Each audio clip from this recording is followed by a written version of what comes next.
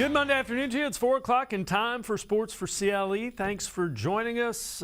Free agency a week from today. The NFL players and teams can begin that legal negotiation period leading up to the signing of free agents officially on Wednesday. Plenty of news concerning the Browns and some free agency. Let's take a look. This is from Chad Forbes over the weekend. Browns preparing a $20 million per year offer for Javon Hargrave, a defensive tackle from the Philadelphia Eagles. Also, Browns tied to Fletcher Cox and Brandon Graham of the Philadelphia Eagles. Both of them supposedly interested in rejoining Jim Schwartz, depending on how things go with Philadelphia.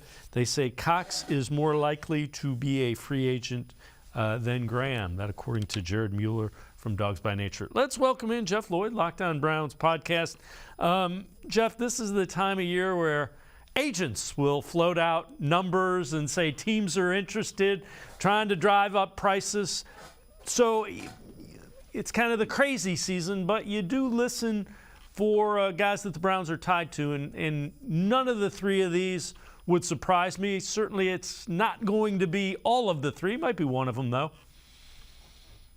Well, the first between the first report and the second report, you almost kind of get contradictory, obviously, when we're talking about two defensive tackles. As we all know, the Philadelphia Eagles, 5 defensive tackles on the roster last year. Other than now going to be second-year player Jordan Davis, all of them are free agents. So if Hargrave and the Browns are going to offer him $20 million, that would mean most likely you're probably going to see the Eagles keeping Fletcher Cox. And I've had some personal history with that account in the past, and the first one involving Odell Beckham Jr., an announcement that I'm still waiting 2 years later to come.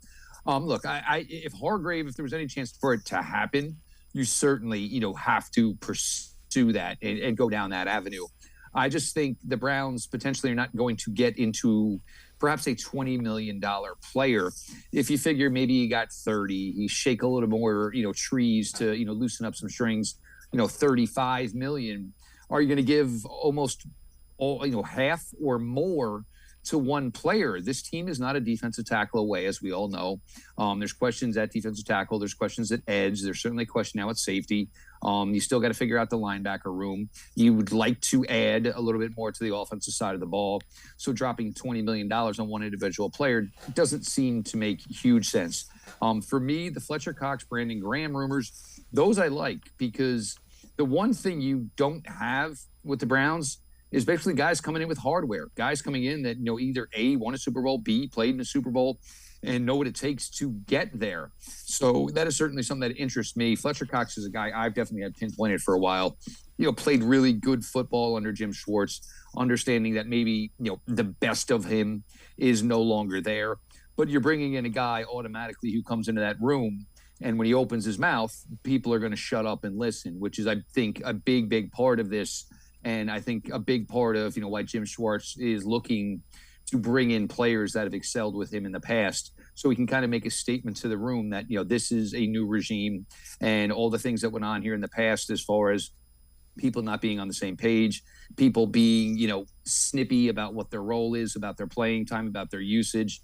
It's not going to be tolerated. You got a contract, go out there and perform it. Yeah, and to your point, Cox, Graham is a guy that we heard just what he thought of Jim Schwartz. And take a look, last 3 fully healthy seasons, he never had less than 32 quarterback hurries, 8 sacks, 25 run stops. So a guy that's productive, has played his entire career with the Eagles. But like you said, the Eagles can't keep all of those guys. They've got a number of guys that they have to pay. So, and I get the tie to Jim Schwartz. That makes sense to me. Oh, no doubt about it. The Eagles, look, several free agents, 2 safeties in Epps and Chauncey Gardner-Johnson, both in the free agent market. They have to make a decision on Miles Sanders. That looks like maybe one will be a player that they move on from. All of this while understanding, you're in the midst of working out a long-term deal with your quarterback. Financially, that won't affect them so much in 2023. But for any of these players who are looking to maybe, remain with the Eagles, into 2024, that is certainly, the Jalen Hurts contract is going to affect a lot of things. But this is what happens, and this is the way it should happen. Are you trying to find players who have been with good organizations and had sustained playoff runs, or are we all, trying to chase down, the free agents from the 3 and 14 teams? That's not the way it works. You want winning players. You want guys that have been around the culture, guys that understand exactly what goes into the commitment of not only a 17-game season, but the commitment to another month to 5 weeks of football after that.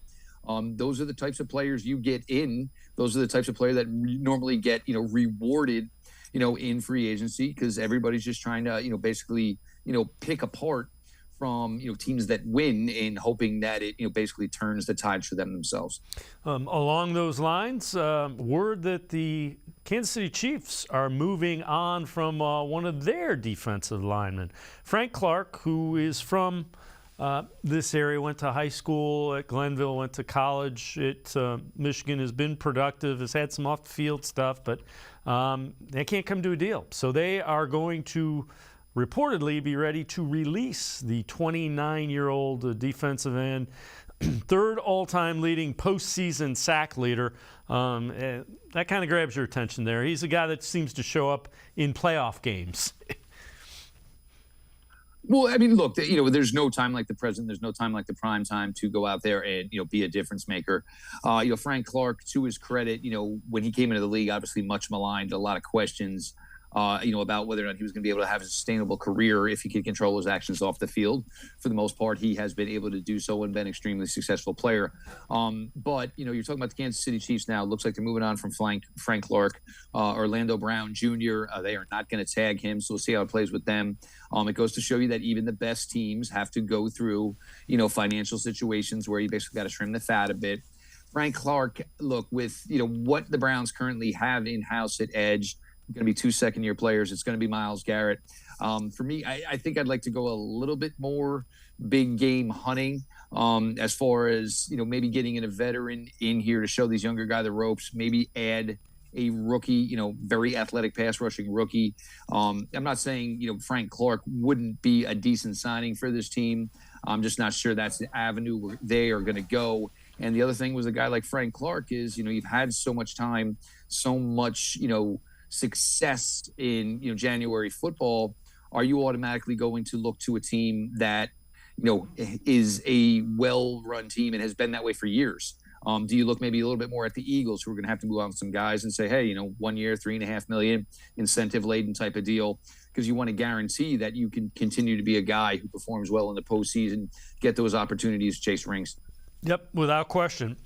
This comes from Mary Kay Cabot over the weekend. Deshaun Watson open to a contract restructure. Bengals safety Jesse Bates would love to play with Watson. They share the same agent. Again, I don't know that the Browns are going to spend the money on a free agent that it's going to take to get a Jesse Bates.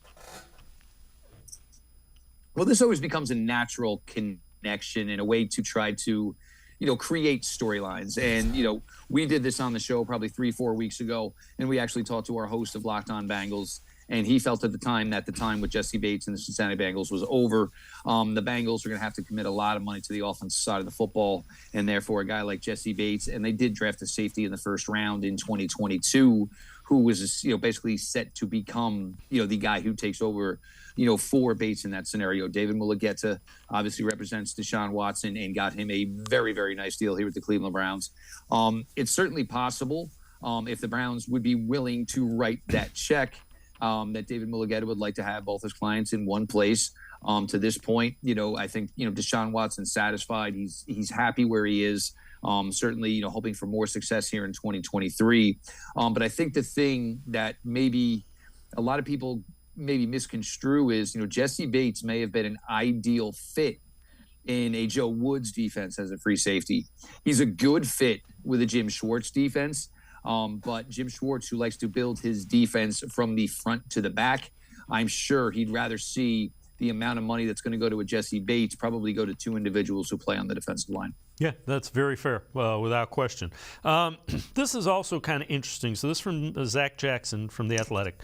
Colts are in a weird transition phase. DeForest Buckner is due a lot of money.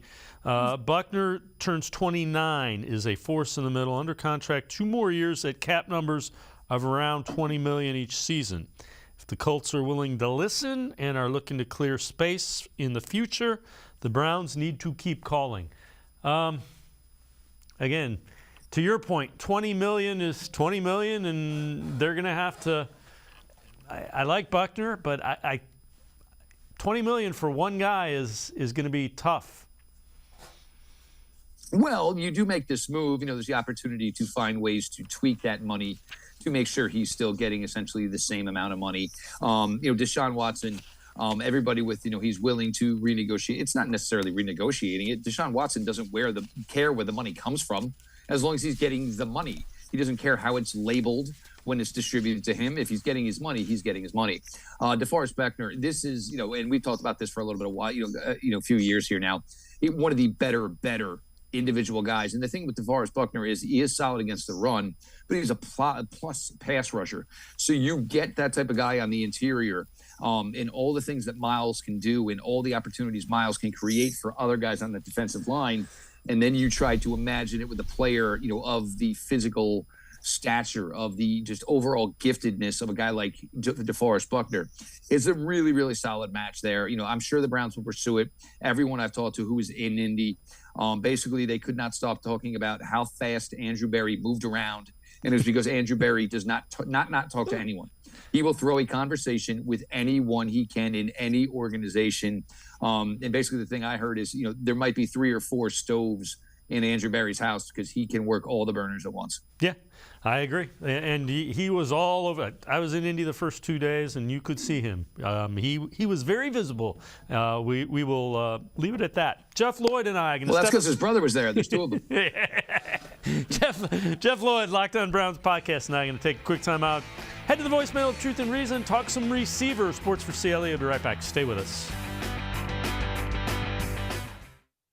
The Ohio Lottery Partners in Education program recognizes role model students and teachers from across Ohio. Nominations can now be done completely online. To nominate a deserving teacher or student, go to ohiolottery.com. In the About section, find Partners in Education. There you will find links to the nomination forms. Students, kindergarten through 12th grade, can be academic all-stars. Teachers can be honored as a Teacher of the Month. The Ohio Lottery Partners in Education, where stars shine. The Greater Cleveland Sports Hall of Fame celebrates the star athletes and notable sports figures who were born or have made their home in Greater Cleveland. It tells the story of discipline, commitment, perseverance, sportsmanship, and excellence in achievement. It encourages and inspires those who believe in sport and its direct impact on the well-being of our community. Go to clevelandsportshall.com or follow us on Twitter at GCLE Sports HOF for more details.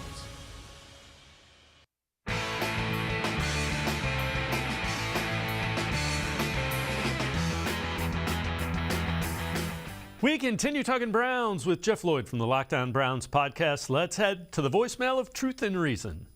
Yeah, a longtime Browns fan. I actually live in Pittsburgh, so believe it or not, we got some dogs out here in Pittsburgh. Hey, question for you. Talking about wide receivers, I feel like we all focus on the draft. Obviously, it's this time of the year for the draft, but how about Jalen Darden, the young man we signed away from Tampa Bay, was at North Texas? I feel like we're all looking for speed, and when we always look at the Browns, I was like, man, you got to have a top pick to get what you need to get. And unfortunately, I feel like obviously we don't have a top pick in the next couple of years. So what's going on with him, and is there an opportunity for him to kind of contribute, especially since he's also a special teams guy? Like your thoughts? Go Browns. Appreciate all the voicemails. Jeff, I think that's why they signed him, but he's still kind of a developmental guy, just second year, didn't play at a big program, as he mentioned, North Texas State. He does have speed, but got to find out, can he refine his route running and be effective with it? Well, a player like this, where I think he would open up a lot more eyes for the Browns, is what he can do with his return ability first. He can find a way to solidify one of the return jobs. Then you go down the task of where else can we find a good fit for him. jet sweeps, jet motion, those types of things. These are things Jalen Darden can do. I think the fact that you're a little bit smaller in stature maybe affects the downfield ability. I think the Browns may be looking to add a little bit more size to that room. You have that spot, where you get past Amari, you get past Donovan Peoples-Jones, and then you just rattle off all the names.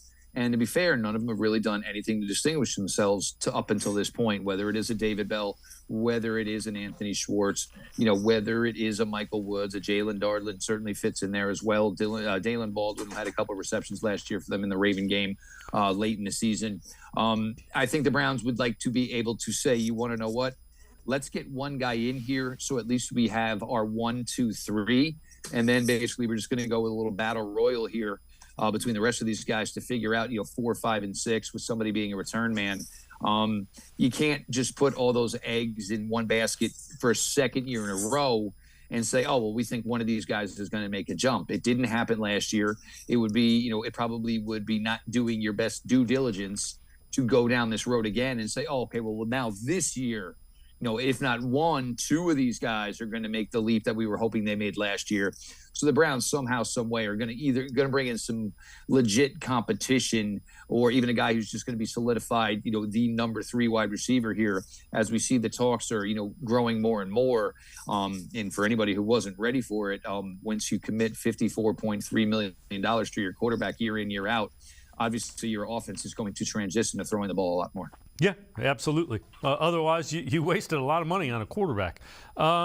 This kind of interesting as well. Tom Pelissaro tweets out, Rams have given wide receiver Allen Robinson's agents permission to seek a trade. LA is willing to pay a portion of Robinson's $15.25 million guaranteed salary to facilitate a deal.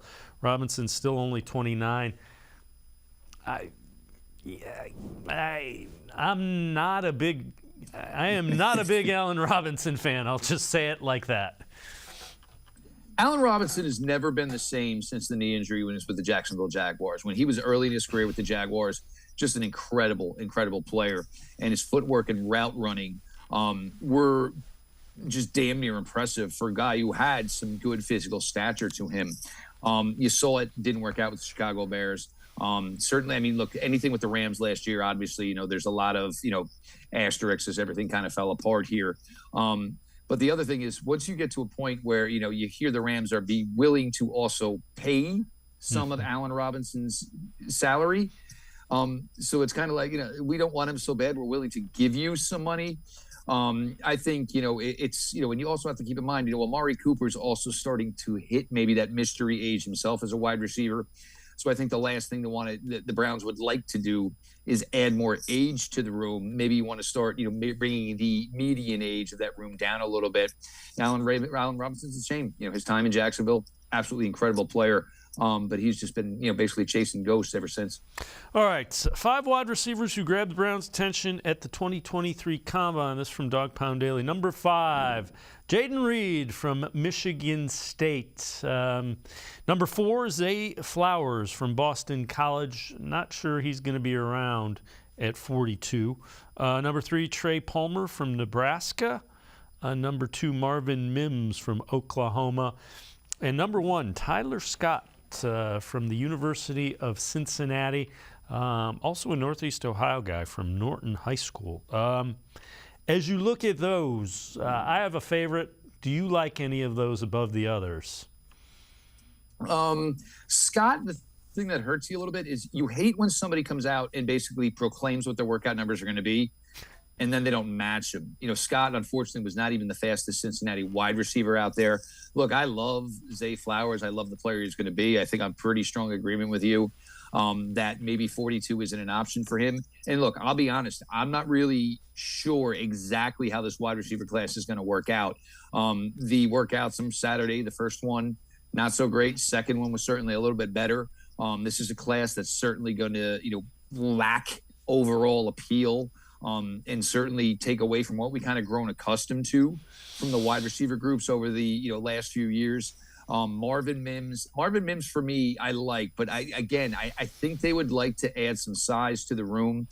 So I do think Washington is interesting for Nebraska. There's a lot of talk about his combine time, his 40 time, feeling that there was maybe technically a screw up and his 4.33 was actually significantly faster, but he's a little bit bigger, and the verticality certainly shows in his tape. And you kind of look and you see some of the things he did at Nebraska. You can kind of see some of those things that maybe Will Fuller did for Deshaun Watson back in the day. You want that guy who can truly, be a difference maker. And if it's him one-on-one versus a safety, you've got a serious issue. So with understanding that Flowers probably won't be an option for me, it'll be the young man out of Nebraska. Yeah, I'm still intrigued by Scott. I like, and Sure. I haven't watched a ton of his stuff, but he seems like he has, the quote unquote football speed where he runs away from guys. I don't know that he can do that in the NFL, but we'll see. This also from Mary Kay Cabot. So Ethan Posick likely to test the free agent market. Browns feel good about Nick Harris. And I guess at this point in time, we should point out Nick Harris had won the starting center job in training camp when he got hurt the first play of preseason. So with that backdrop, the Browns can't afford to keep paying offensive linemen tens of millions of dollars. That's not the way this works.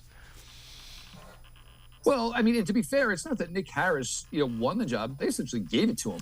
The second that they found out, that's how confident they were, and that's how much. And a lot of people seem, to forget that J.C. Tretter never practiced. So Nick Harris was basically your starting center Monday through Friday, and then when J.C. Tretter was ready to go each and every week for the game, Nick Harris, basically had to quietly back out into the background. And let JC do his work. The center market, and it's going to be weird because there are going to be a lot of teams with needs at the center position. We've had guys retire. We've had teams move on from players. The Minnesota Vikings are going to move on from their longtime center. It looks like the Arizona Cardinals starting center is going to retire. So it's going to be interesting how it works. Some centers are going to make a lot of money because, there truly will be a competition, and there will be teams trying to get the best center available. Ethan Posick, and it's funny because the Seattle Seahawks will be one of those teams in the center market. We'll see, what their plans are. But if you're Ethan Posick, look, you signed last year for 1 year, league minimum. You put together an incredible season. People viewed you as one of the top 10 centers in the NFL. You went the good guy route. Basically fought your way back in and, like any other guy in the NFL would do, hey, now it's my time to go get a check. And if you're the Browns, if 1 year ago you were comfortable with Nick Harris, and unfortunately he got injured and, his season was over, I don't know what stops you from saying that we're confident in Nick Harris here in 2023, his final year with the team. And maybe signs maybe pointed to this when you went ahead and extended Jack Conklin. And maybe in the back of your mind, you said it's great that Ethan Posick's playing as well as he is. But, we still wanted to give Nick Harris that shot, and maybe now we'll get one last crack to do so.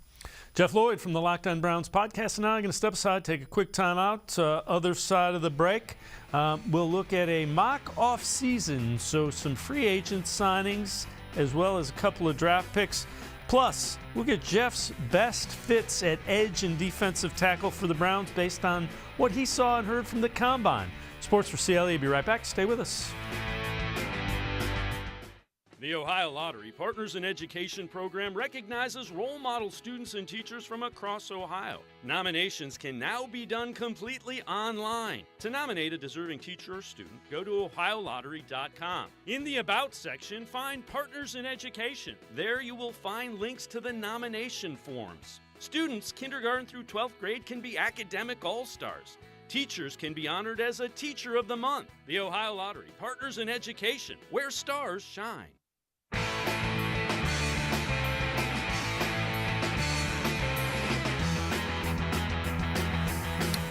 We continue talking Browns with Jeff Lloyd from the Locked On Browns podcast. So this is a mock off-season done by Dogs by Nature.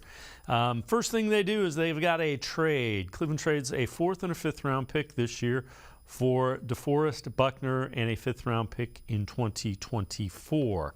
Then they do some free agent signings. Mecole Hardman, safety Julian Love, defensive tackle Ashawn Robinson, tight end Foster Moreau, and Moreau played pretty well when filling in for Darren Waller.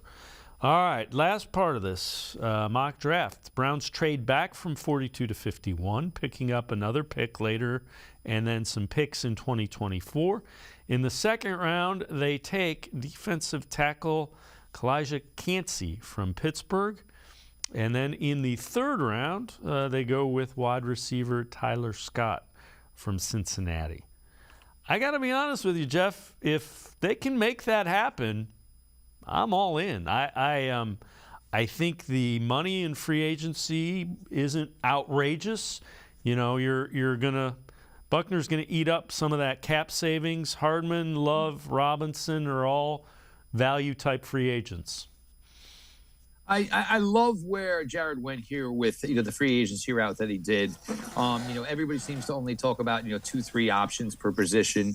I think Jared opened that up a little bit. Added some names there that maybe a lot of people aren't talking about. My one thinking is going to be Kalijah Kancey is going to be interesting because to the Browns to this point. We know they've drafted a 6'4", 300-pound defensive tackle in Jordan Elliott, a 6'2", 300-pound defensive tackle in Tommy Togiai, and a 6'4", 290-pound defensive tackle, of course, in Perion Winfrey. Kancey, look, the athleticism was there. The tape is there. The production is there. But we're talking about a guy that we're going to call a defensive tackle, and he's 6 foot 281.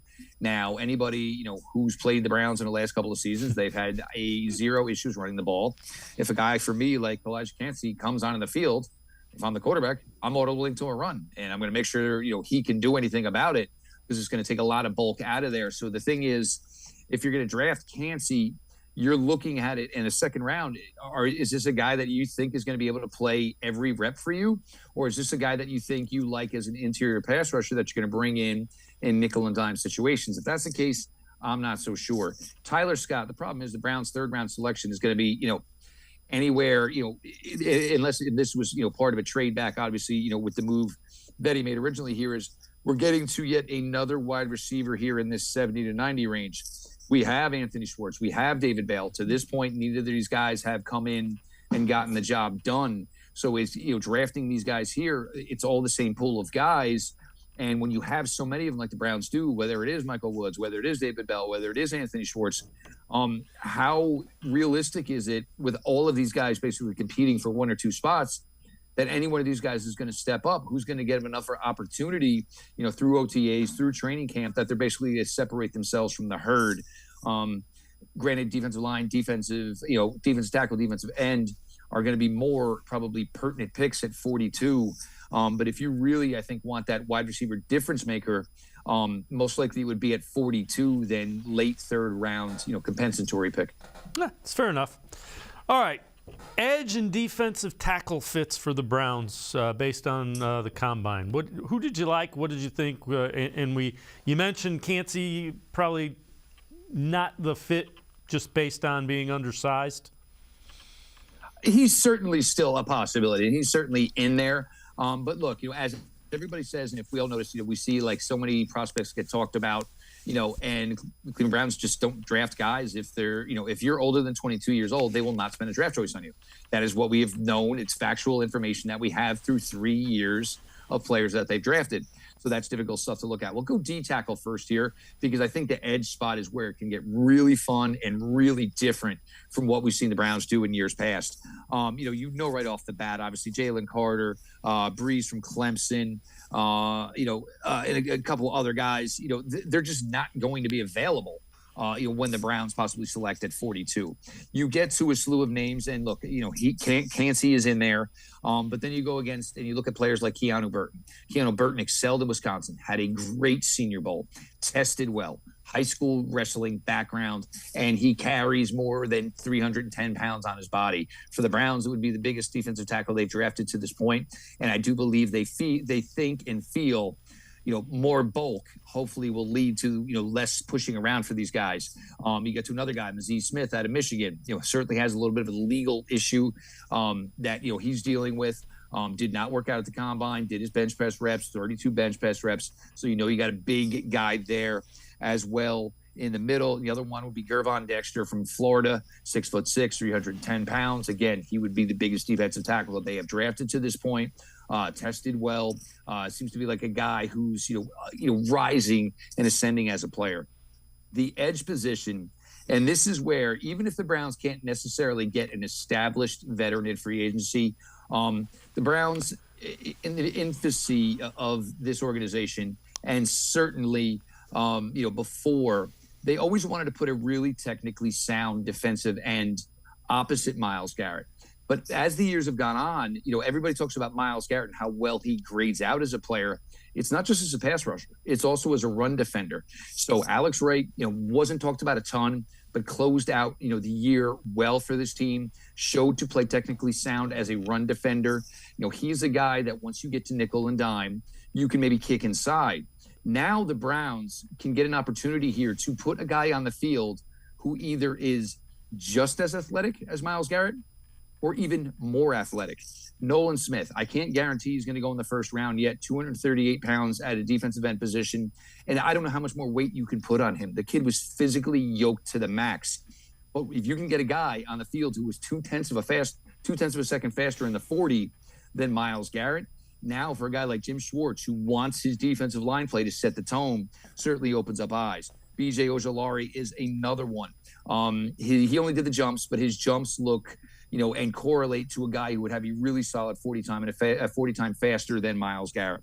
Derek Hall out of Auburn. This is a guy, my second daughter was born 4 months premature. Derek Hall is 6'3", 255 pounds, and was born 4 months premature. Normally, micro preemies do not grow to a size like that. But, here was a guy, business major, down in Alabama, really, really smart player. And the thing is, he gives a ton of effort. There is no such play as, there's no such thing with Derek Hall as the play is over because it's behind me. There's numerous times on film he's assisting in a tackle down the field. He is chasing a ball carrier down the field, ran in the 4.5s. It's a really appealing option for the Browns if they're looking to possibly go edge at 42, that you could get somebody on the field who is actually a better athlete and a faster player than Myles Garrett. And if you want to get after the quarterback and you want more success getting after the quarterback, in my opinion, that is a perfect avenue to do it. Yeah, meet at the quarterback. Have two guys that can get around the edge, and that forces, your wide nines, you're lining them up wider to get after it too. Oh, and look, that's the other thing that nobody wants to think about is the wide nine.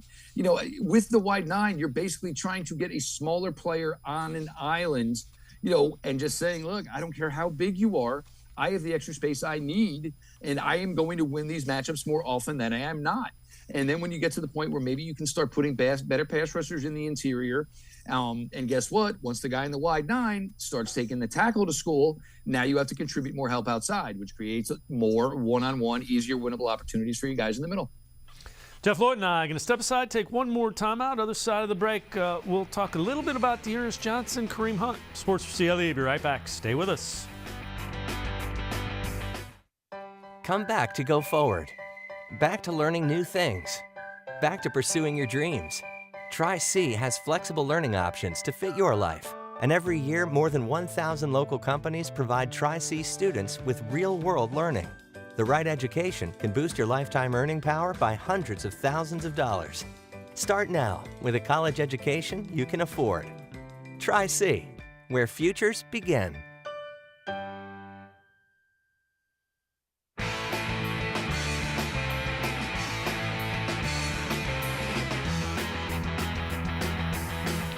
We continue talking Browns with Jeff Lloyd from the Locked On Browns podcast. So this comes from Mary Kay Cabot. Dearness Johnson has a decent chance to be back with the Browns. Again, with Hunt gone, there'll be opportunities for Johnson as well as Jerome Ford. We also are hearing from NFL rumors, Kareem Hunt is receiving interest from the Miami Dolphins, which, again, not a surprise. Dolphins interested in Kareem Hunt. Jeff, I wouldn't be surprised if Dearness Johnson ends up back here if they can find a decent-sized deal. Somebody may go a little bit beyond where the Browns want to go just based on what he has shown when given the opportunity.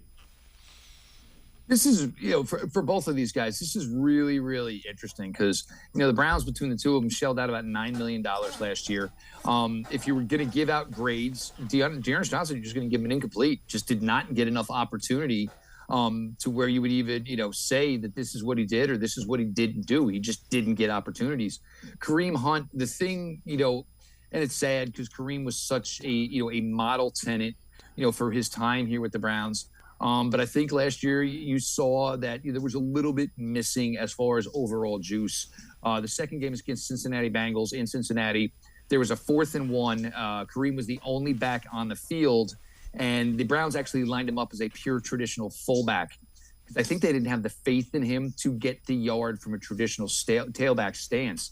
Mike Hilton, the slot corner for the Bengals, still caught him. Luckily, Kareem was able to, roll forward to get that first down at the time. The thing with Kareem, and which is still a positive calling card for him, is, the NFL, as it continues to grow offensively, there is that big onus on running backs who can contribute in the receiving game. And Kareem really has not lost that part of his game. So maybe he goes to a situation where he is not running the ball traditionally as much as he used to, but can find a way to be a factor more in the passing game, 2-minute offenses, things like that. For D'Ernest, I think for D'Ernest, it's going to be what does he want to do? Because it'd even be tough for him, to look, for the Browns to say, here you go, we want you back. And you know what? You guys just paid me $2.5 million last year, and I'm truly thankful for it. But I barely played. I barely got to touch the ball. So, for D'Ernest, if he's going to come back, it's going to have to be some assurances that, hey, am I the number 2? Because, Jerome Ford obviously did a good job as a kickoff returner.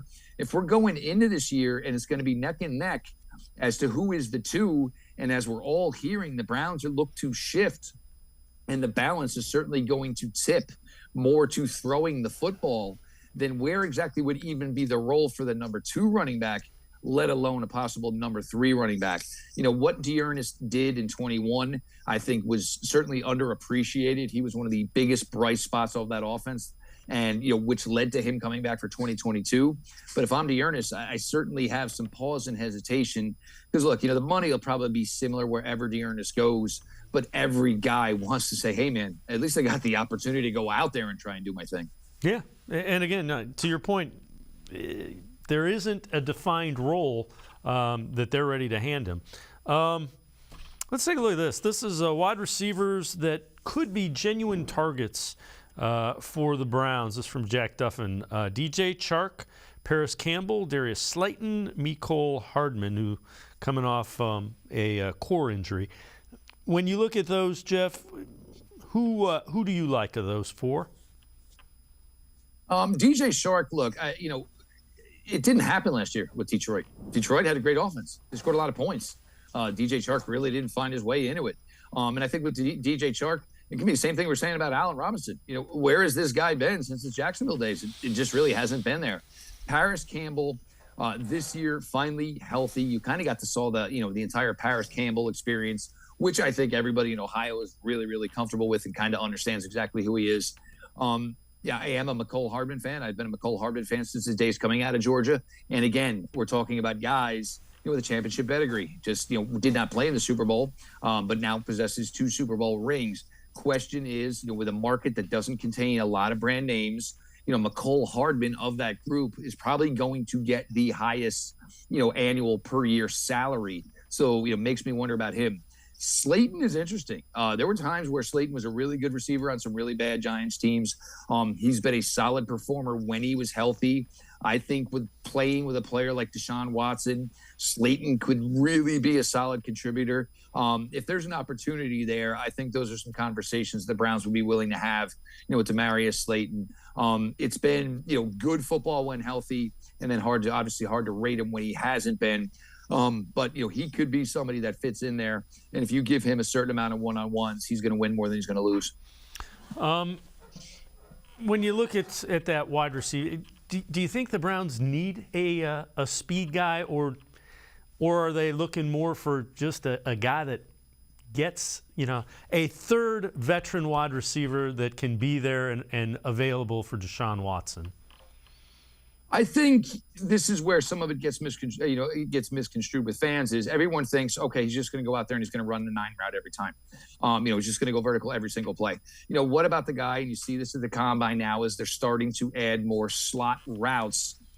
So number one, you can highlight the guys who are comfortable with them, And when everybody wants to, hey, can you perform in the slot as well? Because that's only going to make you more valuable. These guys in the slot, okay, so I threw you a 4-yard pass, but you tacked on another 17 to 18 yards. Why? Because you're quick. Why? Because you're fast. I think everybody just wants to equate speed to a guy that's just going to run vertical routes all day long. If you can kill people over the middle, and I don't think there's an opportunity there, but, Jackson Smith-Njigba, you put him in this offense, guess what? Amari Cooper's going to be open vertically all day long. Donovan Peoples-Jones is going to be open vertically all day long because you would have to, put so much effort and so much concern of your coverage closer to the line of scrimmage that they're not going to be able to account for both. So you get somebody, yes, good foot speed, good quickness, not necessarily somebody that's just going to go deep every single play, but somebody that's just going to be another guy that's going to scare the defense because if the ball's in his hands, he's difficult to tackle, and he knows how to get a lot of yards after the catch. Agree with you wholeheartedly. Jeff Lloyd, Locked On Browns podcast. Appreciate the time and the insight. Thanks very much, Jeff. All the best, Dave. Everybody have a great day. All right, Jeff Lloyd, make sure you check him out, Locked On Browns podcast. We're going to step aside, take a quick time out. Other side of the break, we continue talking Browns. Tim Bielik from the Plain Dealer, cleveland.com, straight ahead. Stay with us. Come back to go forward. Back to learning new things. Back to pursuing your dreams. Tri-C has flexible learning options to fit your life. And every year, more than 1,000 local companies provide Tri-C students with real-world learning. The right education can boost your lifetime earning power by hundreds of thousands of dollars. Start now with a college education you can afford. Tri-C, where futures begin. The Ohio Lottery Partners in Education program recognizes role model students and teachers from across Ohio. Nominations can now be done completely online. To nominate a deserving teacher or student, go to ohiolottery.com. In the About section, find Partners in Education. There you will find links to the nomination forms. Students kindergarten through 12th grade can be academic all-stars. Teachers can be honored as a Teacher of the Month. The Ohio Lottery Partners in Education, where stars shine. I am powerful beyond my wildest imagination. I will define my future. I will keep challenging myself to improve. Because I am a future leader of this great nation. I will be responsible for raising a beautiful family. And educating not only my generation, but many more to come. I will make a difference in my community. And I will stand up for what I believe in. I will not settle for simply chasing my dreams. I will achieve them. Because I was given a chance. An opportunity. A home. At Family, Career, and Community Leaders of America.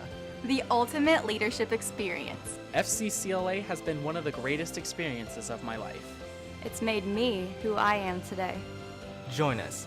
We'll build a new future together.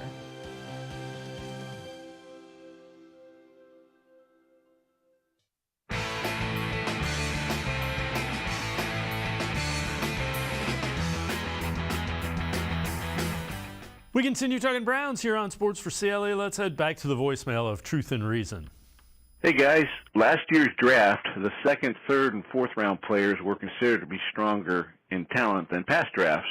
What is the consensus about this year's talent? Where's the sweet spot? Also, which positions appear to be the strengths and weaknesses of this draft, and how does that help or hurt the Browns this year? So important Andrew Berry gets this right. The window is open, but for how long? We shall see. Thanks for filling us in. Bye now. As always, appreciate all the voicemails. Let's welcome in Tim Bielik, Plain Dealer, cleveland.com. So, Tim, I will defer to you. Sweet spots for this draft and strengths and weaknesses position-wise. I feel like between the 20s and 40s is going to be kind of a fairly interesting spot for this draft. I mean, when you talk about the top guys in this draft, there's pretty much a defined top 8 to 10 guys, I think, in this draft. And then, a solid second tier. And then from 20 to about 50 or so, I'd say there's not a lot of drop off there. So you can get decent values. So I think at least right now, as I'm looking at this draft, I'm thinking, there could easily be players that slide out of the 20s that fall the Browns at 40, at 42. And then guys who, people thought could have been options at 42 that go into the first round. It's going to be just an interesting year to kind of see where all those pieces tend to go. And as far as, strongest positions, this is a great edge rusher class. I think the Combine kind of showed off just how athletic this group is. Will Anderson from Alabama figures to be the first non-quarterback off the board. And second strongest position, I think, is corner. I really love this corner class. A lot of guys who I think can go tail end of the first round, early in the second. Just a lot of athletic corners. There's some good, tall corners in this class. What I think is a weakness in this class is if you're looking for linebacker help, this is not the draft for you. Maybe only one linebacker goes in the first round. Just not a lot of depth, really, after, the top two guys, Trenton Simpson of Clemson and Drew Sanders of Arkansas. And then the interior offensive line, I kind of figures the weakest. We may get one first rounder at best and just not a lot of depth there. And of course, as we know, for example, with the center position, that's always a specific need. You're not just drafting a center to draft a center. You're drafting a center because you need a center. Yep. And there's not the elite wide receivers that there have been as well. Along those lines, I know you wrote this article, 3 diamonds in the rough from Saturday at the Combine. Take us through who you had there. Yeah, so, Saturday was the day we had the quarterbacks, receivers, and tight ends worked out. So what I do with my diamonds in the rough is I look at players, maybe that aren't as valued as high as, a lot of the draft boards out there and, try to highlight some of those performers. So on Saturday, I singled out a pair of receivers. Darius Davis from TCU ran a 4.36 40, which was the second fastest receiver 40 of the Combine. And he actually had the fastest 10-yard split of the day, 1.46, which tells you he's got some good acceleration. Smaller guy, 5'8", 165 pounds. So, he's going to have to win with speed. He showed you he can run there. Second guy, Bryce Ford Wheaton from West Virginia. And I didn't necessarily write it this way, but, looking at what he did in the Combine, and when you look at that frame, it feels like a physical comparison to Donovan Peoples-Jones, because what Bryce Ford Wheaton did was he put up incredible numbers in the 40, 4.38, which was tied with Marvin Mims from Oklahoma, who's a guy I like as a potential option of 42. And Wheaton is about 5 inches and 40 pounds bigger. So that tells you kind of athlete he is, not to mention best vertical jump and third best short shuttle time out of all those receivers. And for tight end, I went with Will Mallory out of Miami. Now, this is an underrated tight end class. This is a class where multiple guys could go in the first round, not just Michael Mayer of Notre Dame. Maybe Dalton Kincaid from Utah sneaks in there, or Luke Musgrave from Oregon State gets into the first round. So Will Mallory kind of had to do something to kind of show, that he is worth being drafted late on day 3, especially because he's turning 24 on June 2nd. So he's an older prospect, but he had a great 40 time, 4.54, fastest of all the tight ends on the day. Good vertical jump, about 36.5 inches, showing he's got the ability to move and the ability to jump. And there's enough tools there where I think, a team is going to see that and probably want to take a chance on those athletic tools. All right, same thing. 3 diamonds in the rough from Friday at the Combine. These are going to be the secondary on the defensive side of the ball. Yeah, so I went with a safety and 2 safeties and a corner, First, Jacorian Bennett from Maryland, the corner. His teammate, Deontay Banks, was a stud, just one of the absolute best guys, performing at the entire Combine. Certainly helped boost their stock. Bennett, did well for himself as well. Second fastest 40 of the day of the corners, 4.3 flat, vertical jump of 40.5 inches, fourth best among corners. Obviously, when you have those athletic tools out of the corner position, which are so important because you need those corners to probably be the most athletic guys on the football field, it shows plenty of good tools there. The second guy, Jartavius Martin, the safety from Illinois, also a lot of athletic tools to work with. 44-inch vertical leap, best of any safety at this Combine. Broad jump of 11 feet 1 inch. So we're talking a guy who can absolutely explode from a dead stop, which is tremendous for a safety. It shows he's got some range. Also a very good 40 time, 4.46. And the other guy I went with Daniel Scott of Cal, the other safety in his class. And while Martin really helped himself, I thought, with the jumping, Scott really helped himself with the agility work. Best short shuttle time, best 3-cone time among safeties. And small sidebar here, but I'm kind of disappointed more guys did not run the 3-cone. I think that's a very underrated drill at the combine because football's not a straight line game. You got to be able to bend, you got to be able to turn without losing a lot of speed. So it was kind of disappointing that not a lot of those guys at the combine ran the 3-cone. I know Jackson Smith and Jigba did, and he did outstanding. Scott is another older prospect, 25 years old. So, maybe not a lot long career ahead of him just because of his age, but enough athleticism where he shows you he's got stuff to work with.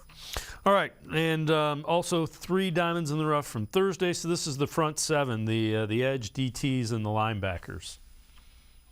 Yeah, I went with first Yaya Diaby out of Louisville.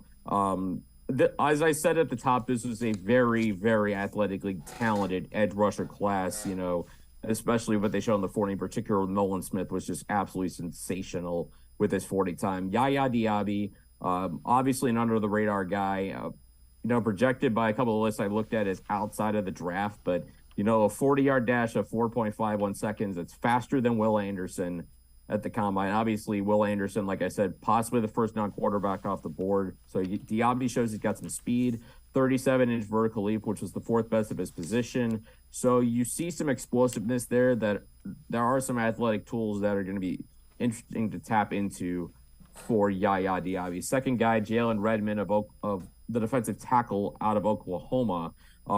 Again, looking at earlier in the day, the star of that day was Pitt defensive tackle Kalijah Cansey, a 40 time of 4.67. He's an undersized defensive tackle, but with that, burst certainly showing he has first round potential. Right behind him, though, Jalen Redmond, a 4A 140, and also explosive as well. Led the group in vertical jump, 34.5 inches, and a 7.3 second 3-cone, which, again, fastest of his position group. Relative athletic score, 9.68 out of 10, which is absolutely sensational because you're talking about 10, you're talking about the upper super tier of athlete, and Jalen Redmond is right around there. And then the third guy I talked about, Charlie Thomas, the linebacker out of Georgia Tech, 6th best 40 time among linebackers, 4.52 40. Didn't jump as well as some of his counterparts, but again, agility mattered with him. 3rd in the 3-cone, a 7.09 seconds.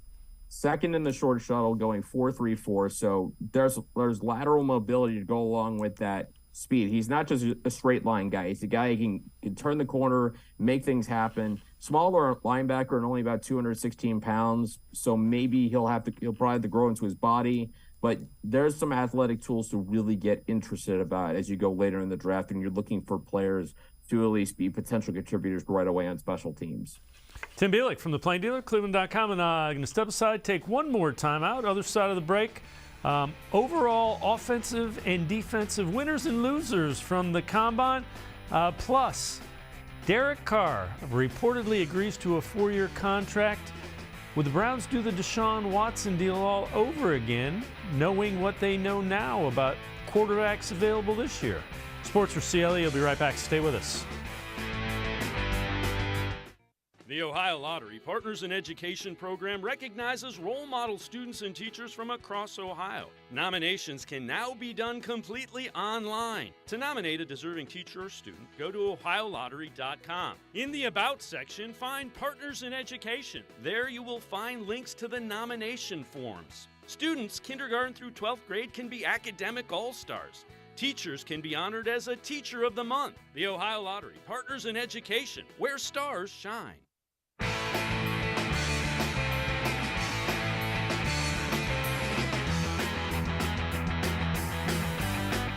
We continue talking Browns here on Sports4CLE with Tim Bielik from the Plain Dealer, cleveland.com. So Derek Carr reportedly has agreed to a 4-year contract with the New Orleans Saints. Can't become official for a couple of days still. So, Tim, my question to you, if Andrew Berry and the Browns knew that Carr would be available, maybe Aaron Rodgers would be available without having to give up the draft capital that they had to give up for Deshaun Watson, do you think they still make the Deshaun Watson trade? I think so, because, I mean, if you look at Deshaun Watson, when he's been at his best at Houston, it's better than what we've seen out of Derek Carr. And, Carr just kind of has a limited ceiling. I think we've seen that throughout his career, that he could take a team to the playoffs, but can't really go much further than that. And a lot of things have to go right for him to succeed at a consistent level. And Aaron Rodgers, of course, we're talking about a player who is getting close to 40. As we see, even with the great Tom Brady, age catches up to everybody. So, Aaron Rodgers, who knows where he could go next year, but you maybe get one or two more good years out of him at best. So I think with Deshaun Watson, I know they gave up a lot of assets. I know that's a lot of guaranteed money they paid to Deshaun Watson. I know he was suspended the first 11 games of the season. And the 6 games he played this past season, up and down through those 6 games. You still have the potential to have the far better quarterback play than you would get out of Derek Carr and Aaron Rodgers, because you've seen it before that, Deshaun Watson is still on the better side of 30, which is important for pro athletes. So, the potential's still there. So part of me believes, despite, what Derek Carr is getting from the Saints, the potential there and Rodgers could be moved. I still think that it's the bet that the Browns made the smart move to go with Watson. And my guess is they would do it again. Yeah, I tend to agree with you. The other thing I think is, as you see quarterbacks getting bigger and bigger contracts, some of those quarterbacks are going to be available probably each and every year, whereas you didn't see that before.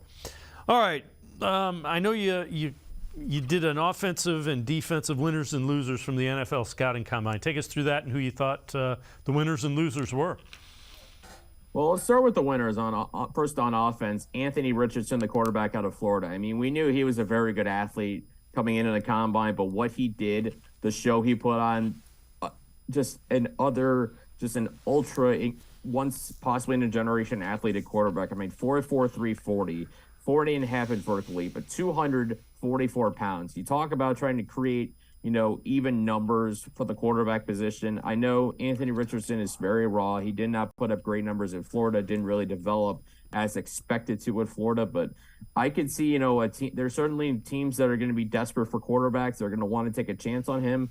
And I think his best chance for success is kind of obviously sitting right away, learning the game, really kind of focusing on his mechanics a little bit. And then when he does get into the game, kind of try and operate a similar game plan to what the Buffalo Bills did in developing Josh Allen. Be very patient. Don't be afraid to use his legs. Just, keep things simple for him. And then slowly, as he gets more comfortable, that's when you kind of build out the offense. Defensively, from the Combine, I got to go with Adetomiwa Adebawore, the defensive lineman from Northwestern. Again, expected to be a great athlete at the Combine, and like I was saying with Richardson, Adebawore just put on an absolute show. A sub 4.5 40 for a guy who I think is better at defensive tackle than he probably would be at defensive end in the NFL level. Explosive, jumping ability. This is a guy who I thought would have been an early day 3 guy. I don't see him getting out of day 2. At this point, I don't even see him getting out of the second round, to be honest with you. He was that spectacular with what he put on the field in his workouts.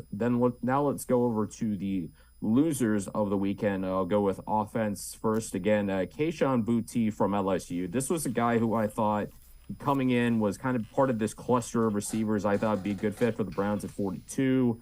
There was a lot of stuff on, I guess, draft Twitter was kind of, disappointed with some of the receiver workouts that they didn't get the explosive numbers that, everybody was expecting. Boutte, I thought was going to run better, do well, and all those sorts of things. 4.5 40, not great. But what really hurts him is the explosive numbers. A vertical jump of just 29 inches and a broad jump of just 9'10".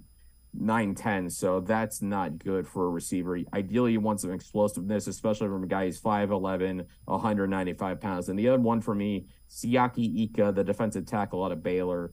Again, another guy I thought would have been a very good second-round option. The thing is, he actually dropped weight for the Combine. He played in about the 350s, and then he comes to the Combine weighing 335 pounds. So he had lost weight, which I thought would have made him a better fit for a 4-3 base like what the Browns run. But then you look at just the rest of the numbers, a very poor 40 time 4.39, not a good 10-second split, 10-yard split of 1.88 seconds. Agility times just not very good, adding up to a relative athletic score of about 2.02 out of 10. I know you're not looking for a lot of so don't necessarily need a lot of athleticism out of a nose tackle type player, but ideally this is not the kind of performance you want to have out of a player in that range. And as I said before, if you're an elite player, the last thing you want is a bad combine. And if you're a player that's ranked lower, the one thing you need is a good combine. And I think, we saw both ends of the spectrum over the weekend. Yeah, without question. Adibare is going to be an interesting guy. I heard him at the podium. He's a sharp kid, so it'll be interesting to see if he's on the Browns' radar at 42. I'm with you. He looked like he can play. Let's see what happens. Tim Bielik, plain dealer, cleveland.com, as always. Thanks so much for the time and the insight. Appreciate it, Tim. Yeah, thanks for having me, guys. Have a good day. You too. Tim Bielik, make sure you check him out. Always really good stuff. Plain dealer, cleveland.com as well, with his perceptions of what went on at the NFL Scouting Combine. It's going to do it for this edition of Sports for CLE. We will see you back here tomorrow at 4 o'clock. Have a great night, everybody. See you tomorrow at 4 on Sports for CLE.